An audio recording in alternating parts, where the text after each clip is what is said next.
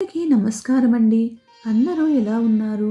ఈరోజు వీడియోలో మనం 2026 ఫిబ్రవరి 15వ తేదీన రాబోతున్న మహాశివరాత్రి నాడు ఏమి చేయాలి, ఉపవాసం ఎలా చేయాలి, జాగరణ అభిషేకం ఏ సమయంలో చేయాలి, శివరాత్రి రోజు మనం ముఖ్యంగా 4 జాములు అభిషేకం చేయాలి, అవి ఏ టైంలో చేయాలి, ఎలా చేయాలి మొదలగు విషయాలు అన్నీ ఈ వీడియోలో తెలుసుకునే ప్రయత్నం చేద్దామండి. మహాశివరాత్రి రోజున పాటించాల్సిన 5 ముఖ్యమైన విధి విధానాలు ఏమిటంటే శివనామస్మరణ, ఉపవాసం, జాగరణ, అభిషేకం మరియు బిల్వపత్రాలతో అర్చన చేయడం.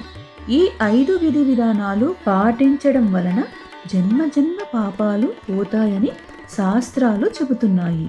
ఉపవాసం అంటే తినకుండా ఉండటం కాదండి, భగవంతునికి దగ్గరగా ఉండటం. మన శరీరం కోసం మితంగా పండ్లు, పాలు తీసుకోవచ్చు. లేదు మేము పూర్తిగా ఉపవాసం చెయ్యగలమనుకునే వాళ్ళు పూర్తిగా ఉపవాసం ఉండవచ్చు. ముందుగా అభిషేకానికి కావలసిన శుద్ధమైన నీటిని సిద్ధం చేసుకుందామండి. ఒక చెంబులో లేదా ఇలా ఒక గ్లాసు తీసుకొని అందులో నిండా నీటిని నింపుకోవాలి. ఇప్పుడు ఈ జలంలో చిటికెడు పసుపు, కుంకుమ, అక్షింతలు, గంధము, పచ్చకర్పూరము, ఒక పువ్వు కూడా వేసుకొని ఆ పువ్వుతో నీటిలో 3 సార్లు ఓం గంగాదేవ్యై నమః అనే మంత్రాన్ని అంటూ తిప్పుకోవాలి. ఇప్పుడు మనకి శుద్ధమైన గంగాజలం పూజ కోసం సిద్ధమైంది. ముందుగా శివలింగాన్ని సిద్ధం చేసుకోండి. శివలింగం వెండి, రాగి, మట్టి ఏ శివలింగమైనా పర్వాలేదు. ఒకవేళ మీ దగ్గర విగ్రహం కనుక లేకపోతే అన్నంతో కూడా శివలింగాన్ని తయారు చేసుకొని అయితే మనం పూజ చేసుకోవచ్చు. ఇలా అన్నంతో చేసిన శివలింగం కూడా పూజ చేస్తే చాలా మంచిదండి, చాలా మంచి ఫలితాన్ని కూడా ఇస్తుంది. ముందుగా అక్షింతలు శివలింగం మీద వేసుకుంటూ స్వామిని శివలింగంలోకి ఆవాహన చేసుకోవాలి.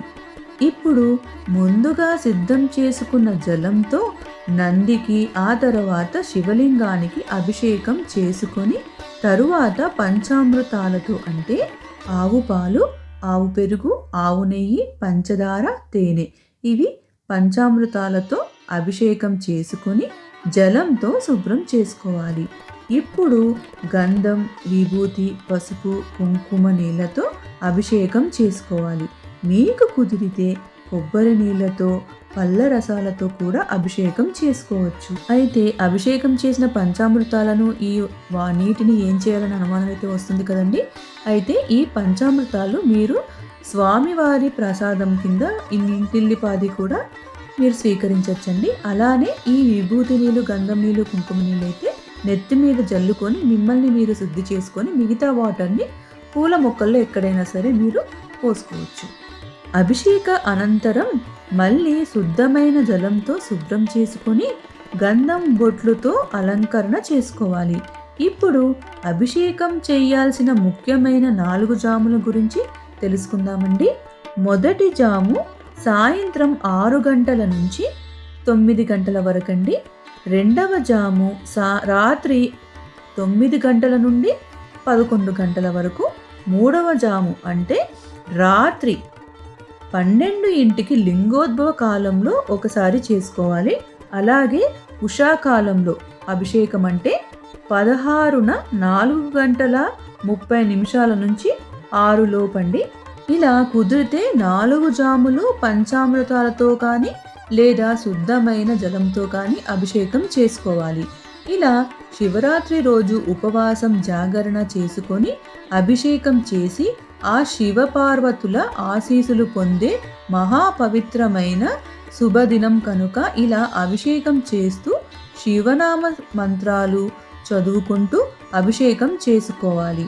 ప్రతి ద్రవ్యానికి ఒక సమస్య తీర్చే గుణం ఉంటుంది కాబట్టి శివరాత్రి రోజు ఇలా వివిధ ద్రవ్యాలతో స్వామివారికి అభిషేకం చేసుకోవాలి. ఈ రోజు ముఖ్యంగా ఆ పరమేశ్వరునికి ఇష్టమైన రుద్రాక్ష దీపం పెట్టడం చాలా మంచిదండి. ఈ దీపం పూర్తి వీడియో రేపు ఛానల్లో పెడతాను, తప్పకుండా చూడగలరు. ఈరోజు రౌద్రం చదివినా విన్నా చాలా మంచిది. ఇప్పుడు పూజా విధానం తెలుసుకుందామండి.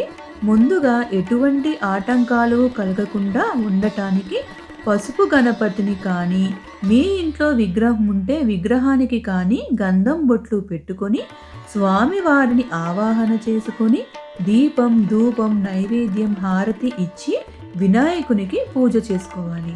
ఆ తరువాత ముందుగా చెప్పినట్లుగా ఇప్పుడు శివాభిషేకం చేసుకొని బిల్వపత్రాలతో పూజించాలి. బిల్వ వృక్షం వేరులో బ్రహ్మ, మధ్య భాగంలో విష్ణువు, పై భాగంలో శివుడు నివాసం చేస్తారని భావించి సమర్పించాలి. బిల్వాష్టకాన్ని 108 సార్లు పారాయణం చేస్తే చాలా మంచిది. ఈరోజు పండ్లను, పాలను నైవేద్యంగా పెట్టాలి.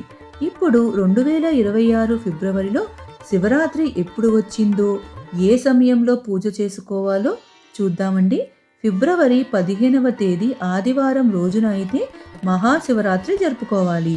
మాఘమాసం బహుళ చతుర్థి తిథి ఫిబ్రవరి 15 సాయంత్రం 5:05 ప్రారంభమై 16వ తేదీ సోమవారం సాయంత్రం 5:34 వరకు అయితే ఉంది. కాబట్టి శివారాధనకు పవిత్రమైన కాలం ఆదివారం అర్ధరాత్రి వస్తుంది. కనుక లింగోద్భవ కాలం 11:55 నుంచి 12:56 వరకు ఉంటుంది. తప్పకుండా ఈ సమయంలో అభిషేకం మరియు బిల్వపత్రాలతో అర్చన ఎంతో విశేషమైన ఫలితాలను ఇస్తుందని గుర్తుపెట్టుకోండి.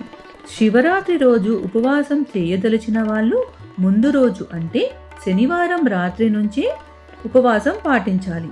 శనివారం రాత్రి అల్పాహారం తీసుకొని కుదిరితే భూషయనం చెయ్యాలి. ఆదివారం అంటే శివరాత్రి రోజు పొద్దున్నే తలస్నానం చేసి దీపారాధన చేసుకొని పూజ చేసుకొని ఉపవాసం ఉండాలి. సాయంత్రం పునఃపూజ చేసుకొని పండ్లు, పాలు తాగి ఉపవాసం విడవచ్చు. కానీ అన్నం, ధాన్యాలతో చేసిన ఏ పదార్థాలను కూడా తీసుకోకూడదు. రాత్రి అంతా జాగరణ చేసి దైవనామస్మరణలో ఉండాలి. మరునాడు అంటే సోమవారం రోజు పొద్దున్న పూజ చేసుకొని పూర్తి ఉపవాసం వదలాలి. గర్భిణీ స్త్రీలు ఈ రోజు ఉపవాసం చేయకూడదండి. ఈ రోజు శివునికి ప్రత్యేకంగా రుద్రాక్ష దీపం, నారికేల దీపం పెట్టడం ఎంతో విశేషమైన ఫలితాలను ఇస్తుంది. కాబట్టి మీరు ఈరోజు రుద్రాక్ష దీపము, నారికేల దీపం పెట్టే ప్రయత్నం చేయండి. ఈ వీడియోలో శివరాత్రి పూజా విధానం, అభిషేకం, జాగరణ గురించి తెలుసుకున్నాం కదండి. తిరిగి మరొక వీడియోలో కలుసుకుందాం. ధన్యవాదాలు. మీకు ఈ వీడియో నచ్చినట్లయితే ఈ వీడియోని లైక్ చేసి మీ ఫ్రెండ్స్ అండ్ ఫ్యామిలీ మెంబర్స్కి షేర్ చేసి మా ఛానల్ని సపోర్ట్ చేయండి. Thank you.